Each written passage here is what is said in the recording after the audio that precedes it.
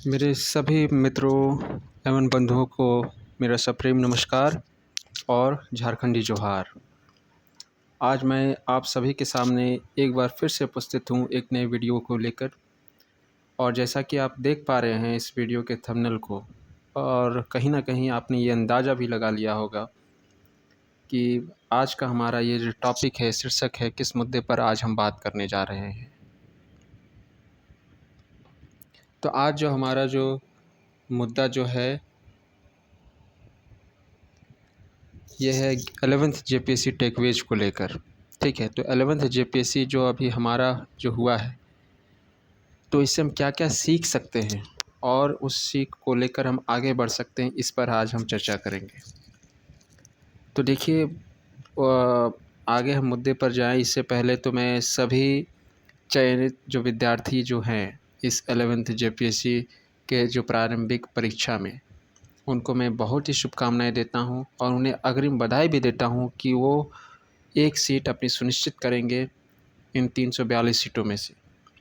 और इस दौरान जो भी बचे हुए समय है, 2 से या सवा 2 महीने का जो उन्हें समय जो मिला है मुख्य परीक्षा के लिए, उसको लेकर पूरी तरह से सजग रूप से तैयारी करेंगे और अपना जीवन का अब तक का जो उनका जो सर्वश्रेष्ठ प्रदर्शन होना चाहिए वो करने का प्रयास करेंगे।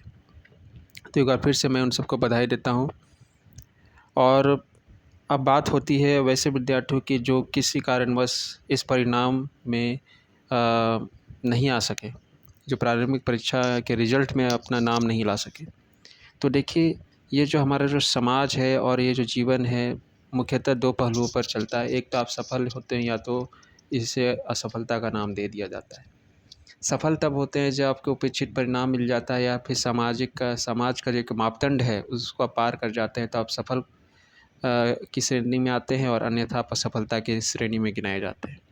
लेकिन मेरा ऐसा मानना है कि जीवन में आप सफलता को तो गिनिए, लेकिन दूसरी तरफ असफलता को अपने शब्दों से हटाइए, अपने शब्दकोश से हटाइए और उसकी जगह सीखने, या तो आप जीवन में सफल होते हैं या तो आप सीखते हैं, इस आइडिया को अपने दिमाग में रखें। ऐसा मैं इसलिए भी कह रहा हूँ क्योंकि असफल होने पर, सो कॉल्ड असफल, मतलब जिसे समाज असफलता का नाम देती है, जब आप ऐसे इस परिस्थिति में होते हैं तो आपके पास जीवन में सीखने का बहुत कुछ होता है, जो आम तौर पर जो एक साधारण मनुष्य की मनोदशा ऐसी नहीं होती है कि जो सफल व्यक्ति हो वो बहुत कुछ सीख पाता है। लेकिन जब वो असफल होता है तो परिस्थिति ही उसे स्वतः बहुत कुछ गिना देती है कि भैया ये आपसे गलतियाँ हुई हैं, इसको आप सुधार करो, आप आगे बढ़ो। लेकिन यदि आप वही गलतियाँ बार बार दोहराएंगे तो फिर वो गलतियाँ नहीं बल्कि वो आपकी आदत में शुमार हो जाती है। तो बेशक गलती करना इंसान का मतलब प्रवृत्ति है, और गलती कर रहे हैं कहीं न कहीं वो इस बात का भी भान देता है कि आप कुछ प्रयास कर रहे हैं, कुछ नया प्रयास कर रहे हैं। पर गलतियाँ हर बार नहीं होनी चाहिए और दोहरानी नहीं चाहिए, इस बात का इल्म रहे। तो उसी के मद्देनज़र हम यहाँ पर बात करेंगे कि क्या चीज़ हम सीख सकते हैं जो अपनी असफलता से। और ये ऐसी बात नहीं है कि सिर्फ़ इसे आप जेपीएससी में लागू करेंगे। आप जो भी विभिन्न प्रतियोगिता परीक्षाएँ होंगे, इनफैक्ट जीवन के दूसरे पहलुओं में भी आप अपने विवेक का इस्तेमाल करते हुए इन चीज़ों को मतलब आत्मसात कर सकते हैं। ये तो हो गई एक बात। दूसरी बात ये भी है कि ये आपके केंद्र राज्य के एग्ज़ाम्स के साथ-साथ केंद्र एग्ज़ाम्स में भी आपको ये मदद करेगी। तो चलिए, बिना किसी अतिरिक्त समय ज़ाया करते हुए हम बारी-बारी से बात करते हैं कि क्या चीज़ हम सीख पाते हैं। और ऐसा बात नहीं है कि आपने भी बहुत कुछ महसूस करा होगा, आपने यदि ईमानदारी से प्रयास किया, बशर्ते आप सीख तभी पाओगे जब आपने ईमानदारी से मेहनत किया है।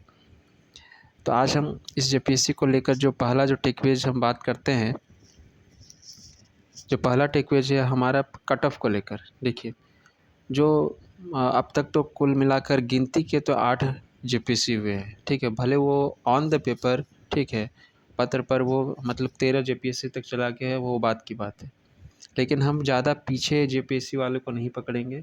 हम ये छठी, 7वीं और जो अभी का जो जेपीएससी हुआ, प्रीलिम्स हुआ, इसको हम देखेंगे। तो जैसा कि आपको भी शायद भान होगा, आप भी इस बात से परिचित होंगे कि जो छठा जेपीएससी हुआ था उसमें जो कट ऑफ शायद 103 या 105 के आसपास था, ठीक है, जो भी रहा हो। यदि मैं, हो सकता है मैं गलत हूँ, लेकिन जो इसका निष्कर्ष होगा वो इस सब के गलत होने पर भी वो मुख्यतः सेम ही निकलेगा। दूसरा जो 7वां जेपीएससी हुआ उसमें 124 कट ऑफ गया, और 8वां ये जो 11वां जो जेपीएससी हुआ इसमें ये कट ऑफ 123 रहा। यदि आप सिर्फ क्वेश्चन लेवल पर ये कट ऑफ देखेंगे तो आपको लगेगा कि 7वां जेपीएससी में सबसे ज़्यादा कट ऑफ गया, लेकिन नहीं। कट ऑफ के पीछे के यदि हम बात करेंगे कि कितने अभ्यर्थियों ने आवेदन दिया, कितने अभ्यर्थी शामिल हुए परीक्षा केंद्र में, ठीक है, और कितनी सीट थे, तो सबका जब समीकरण आप बैठाते हैं तो आपको ये भान होगा कि ये जो कट ऑफ है, इस बार का कट ऑफ है, ये हायर साइड में रहा। ठीक है, वो अलग बात है कि अब यहाँ से वो नई अपनी परिभाषा गढ़ेगा, वो बात की बात है। लेकिन अब देखिए 6ठी से 8वीं जेपीएससी में कट ऑफ हम लोग को 20 सवालों का ये छलांग लगा चुका है। तो अब इस बात को आपको ध्यान में रखना पड़ेगा। अब यहाँ दूसरी तो आप देखिए, यहाँ जो मैंने जो कट ऑफ का जो स्क्रीनशॉट लिया है, इसमें आप देख सकते हैं अनरिजर्व हो गए, BC1 हो गए, BC2 हो गया, और एक आपका EWS, ठीक है, आर्थिक पिछड़ा वर्ग हो गया। इन चारों वर्गों का जो ये जो न्यूनतम अर्हता अंक रहा प्रारंभिक परीक्षा का, पीटी का कट ऑफ वो मतलब बराबर रहा।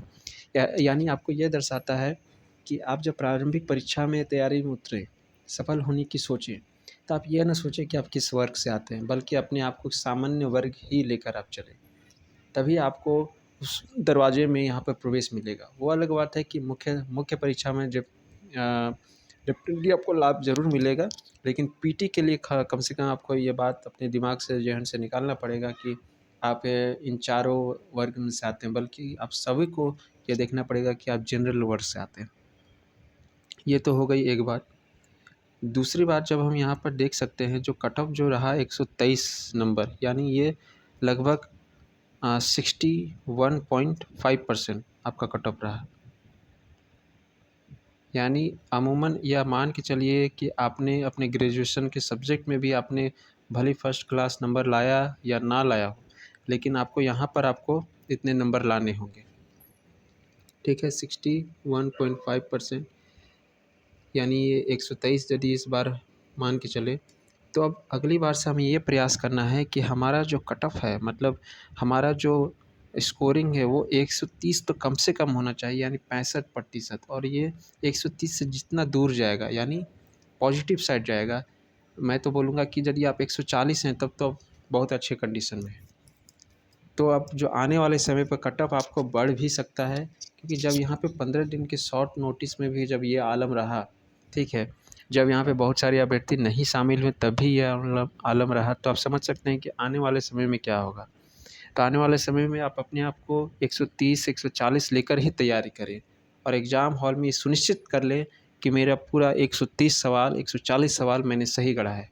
अब वो आपका समीकरण होगा कि आप पेपर 1 में स्कोर करेंगे या पेपर 2 में स्कोर करेंगे, या पेपर 1 पेपर 2 में बराबर का ये करेंगे। लेकिन फिर भी झारखंड वाले जो विद्यार्थी हैं वो उनको एज ज़रूर मिलता है कि वो झारखंड पेपर में अच्छा स्कोर कर सकें।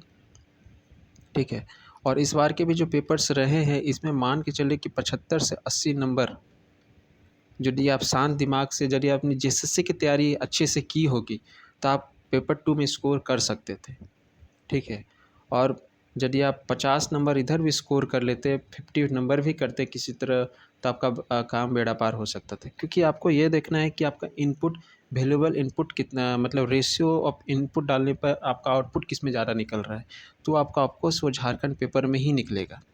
ठीक है, और आप पेपर 1 में आपकी उसका क्योंकि दायरा बहुत विस्तृत है, तो उसमें आपको शायद उस रेशियो में आउटपुट ना निकले जो झारखंड पेपर में निकलेगा। तो ये तो हमारा रहा है कि बेसिकली 11 जेपीएससी का कट ऑफ और अब तक का जो ट्रेंड जो चला आ रहा है, अब आगे आने वाले समय में क्या हो सकता है, ये हमने हालाँकि एक डिस्क्लेमर ज़रूर रखी कि ये सब कुछ मतलब आने वाली भविष्य की परिस्थितियों में निर्भर करेगा, क्वेश्चंस कैसे होंगे, मैनेजमेंट कैसा होगा, ठीक है, नंबर ऑफ़ अभ्यर्थी कितने होंगे, वो बात की बात है। लेकिन फिर भी अब हमें ऊपर देखना है, नीचे तो आने का सोचना ही नहीं है। ये तो हो गई एक बात। दूसरा, हम जब बात करते हैं कि जो ये काफ़ी मतलब ये हॉट टॉपिक रहा, जो मैंने जो ऑब्ज़र्व करा है ख़ासकर पिछले जेपीएससी और इस जेपीएससी में, इमोशनल भावनात्मक जो प्रताड़ना हुई है एक हिसाब से। हालाँकि मैं इसके लिए किसी को ज़िम्मेवार नहीं बोलूँगा, ठीक है। कई मतलब जो इसमें शिक्षाविदों का जो अनुभव है, इसमें जो अनुमान है वो गलत निकल के आ गया, ठीक है। और मैं उन्हें इसके लिए भी मैं दोषी नहीं कर रहा हूँ कि वो अपना कोर्स बेचने के लिए कर रहे हैं। लेकिन हाँ, शायद इसका कारण ये भी होता है कि जो अधिकतर विद्यार्थी जो होते हैं ना, वो आपके 110 से 115 या 120 के रेंज में बहुत आपको विद्यार्थी मिल जाएंगे। ठीक है, तो कहीं ना कहीं ये जो वर्ग है, मतलब on the basis of scoring marks या क्वेश्चंस, सबसे ज़्यादा कन्फ्यूजन और डिलेमा की स्थिति में रहता है। तो आपको इस चीज़ से बाहर निकलना पड़ेगा। आपको ये 110 115 को छोड़कर आपको 120 प्लस पर टारगेट करना पड़ेगा।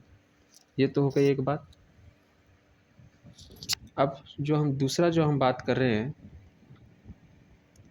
दूसरा बात हम करते हैं जो, और एक जो हम यहाँ पर सीख लिख सकते हैं कि आपकी जो आइडियल प्रिपरेशन स्ट्रेटजी है वो क्या होनी चाहिए।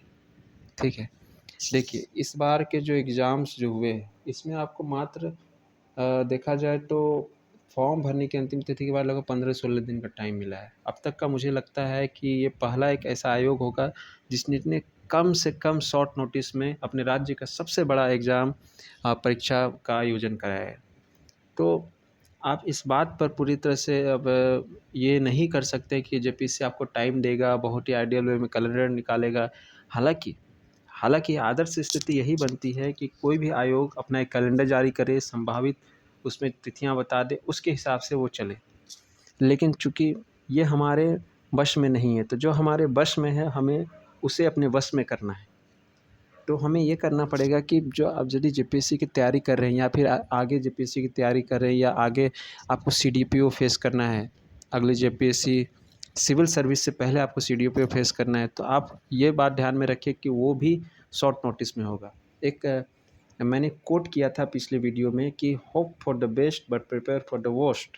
ठीक है, आपको तैयारी मतलब अच्छी की करनी है, उम्मीद अच्छी की रखनी है, लेकिन अपनी जो तैयारी में धार ऐसे करना है कि इमरजेंसी में, आपातकाल सेवा में भी आपको बुलाया जाए तो आप उसमें अपना सर्वश्रेष्ठ दे सकें। तो मैं ये बोलूँगा कि आप इसकी प्रिपरेशन ऐसी होनी चाहिए कि मेंस लेवल की प्रिपरेशन आप पहले से करिए, क्योंकि पीटी यदि आपने पिछले 2 अटेम्प्ट दे लिया है या 1 अटेम्प्ट भी अच्छा से दिया है तो पीटी में तो आपको अच्छा ज्ञान हो चुका होगा। लेकिन जब नोटिफिकेशन आया, जिस दिन से फॉर्म भराना शुरू हुआ, उस दिन पूरी तरह से आप पीटी पर शिफ्ट हो सकते हैं। अन्यथा आपके पास यदि 4-5 महीना अच्छा समय मिल जाता है तो कम से कम लैंग्वेज पेपर पे सबसे पहले कमांड ज़रूर कर लें, और उसके बाद अपने जो भी सब्जेक्ट्स हैं वो उससे आप देख सकते हैं। खैर ये तो हमारी बात की बात हो गई, लेकिन ये मोटा मोटी एक आइडियल प्रिपरेशन, जो आदर्श तैयारी की जो रणनीति होनी चाहिए पीसीएस को लेकर, और जेपीएससी तो अब इस पर पूरी तरह से हमें बाध्य कर रहा है कि अब इसी प्रकार की तैयारी भी की जाए। तो ये मुख्यतः हमने आपसे 3 बातें हमने साझा करी। 11 जेपीएससी पीटी का ट्रेंड जो चला, ठीक है, अब हम भविष्य को कैसे देख पाते हैं ये। दूसरा, हमें इमोशनल अत्याचार से बचना है। अपने आप को जो इमोशनल, जो हम विक्टिम बन रहे हैं 110 या 115 या 120 के आसपास स्कोर वाले, उससे हमें बाहर निकलना है। यदि हम उस स्कोर के अंतर्गत भी हैं तो फिर भी हमें उन वीडियोज़ से हमें अपने आप को बचाना है। तीसरा, हमारा आइडियल प्रिपरेशन स्ट्रेटजी क्या होना चाहिए। अब तीसरा, मैं एक महत्वपूर्ण और एक पहलू मैं आपसे साझा करना चाहूँगा, और वो है कि जो कट ऑफ प्रिडिक्शन रहा, market of cut off prediction, ठीक है, market of cut off prediction, यानी जो प्रिडिक्शन का जो बाज़ार है, ये जो पूरे जो जब से ये एग्ज़ाम हुआ तब से पूरा गर्म रहा। ठीक है, और जो पीटी जो हुआ, अब मतलब हर एक चैनल जो भी, चाहे वो एजुकेशनल चैनल हो, कुछ चैनल को अपवाद में मैं रखूँगा, लेकिन अधिकांशतः चैनल जनरली, चाहे वो कोई एकेडमिक का चैनल रहा हो या फिर कोई और भी जो भी अपना पर्सनल ब्लॉग के ज़रिए बात करते हैं, वो अपने कटअप को पूरी तरह से जस्टिफाई करने में लगे हुए हैं। ठीक है, अब मान लीजिए उन्होंने बताया 120 से 25 कटअप का रेंज, तो भैया आपने ऑलरेडी 5 क्वेश्चंस के रेंज बता दिए। अब इसमें भी आप +-2 करके बता रहे हैं कि भैया देखिए, इधर प्लस और इधर -2, सोचिए, यानी इधर 2 क्वेश्चन आप जोड़ लीजिए, यानी 10 क्वेश्चंस का वो आपको रेंज दे रहे हैं। तो ये कोई कट ऑफ प्रिडिक्शन नहीं हुआ, ठीक है। ये बेसिकली कहीं न कहीं मतलब जो अभ्यर्थियों को बुड़बक बनाए जाने का ही कार्य किया जा रहा है और कहीं न कहीं वो अपने आप को सेफ साइड में रखना चाहते हैं कि हाँ, मैंने तो यही बोला था। अब इसमें भी एक नया मतलब मैं एक वीडियोज़ को मैं देख रहा था, उसमें उन्होंने ये बताया कि हाँ भैया, हमने तो कट ऑफ 118 119 बोला था और उसमें 5 क्वेश्चन तो आपको 5-6 क्वेश्चन तो मिल गए, तो ज़ाहिर-सी बात है कट ऑफ तो हमारा भी सही हो गया। तो इन सब चीज़ों से ना आपको बचना है, ठीक है? इन सब चीज़ों को आपको पूरी तरह से दरकिनार करना है, क्योंकि आप जिस परीक्षा की तैयारी कर रहे हैं ना, वो राज्य का सबसे बड़ा प्रतिष्ठित सेवा है। और यदि सब कुछ सही रहा, सही उम्र में आपने प्रवेश पा लिया, तो हो सकता है कि आप मतलब यूपीएससी कैडर में भी आप यूपीएससी प्रमोट ही होंगे, लेकिन यूपीएससी को भी आप जॉइन करेंगे। तो आप सोचिए कि आपसे हम इतनी उम्मीद कर सकते हैं कि इन सब चीज़ों से कैसे अपने आप को बचाया जाए, ठीक है? क्योंकि सिविल सर्विस का मतलब ये सिर्फ़ नहीं होता है कि आपको झारखंड में जीएस पेपर पढ़ना है। आपको अपनी आस-पास की जो गतिविधियाँ हैं, उन सब का सही तरीके से आकलन करना बेहद ही आवश्यक है। तो ये मुख्यतः मैंने 4 चीज़ों पर आपसे बात करा। उम्मीद है कि ये सभी चीज़ें आपके मतलब आगामी जो तैयारियाँ होंगी आपकी, उसको लेकर आपको सजग करने का प्रयास जो मेरा रहेगा वो सफल रहेगा। और जो भी विद्यार्थी अपने मन अनुरूप जो परिणाम नहीं ला पाए, उन्हें देखिए निराशा नहीं होनी है। आप अपने आप को एनालाइज़ करें, ठीक है? भले आपके लिए आपको 2-3 दिन का टाइम ले ले, उसके बाद फिर से जो-जो चीज़ बाकी रह गए हैं, उनको लेकर आगे बढ़ें।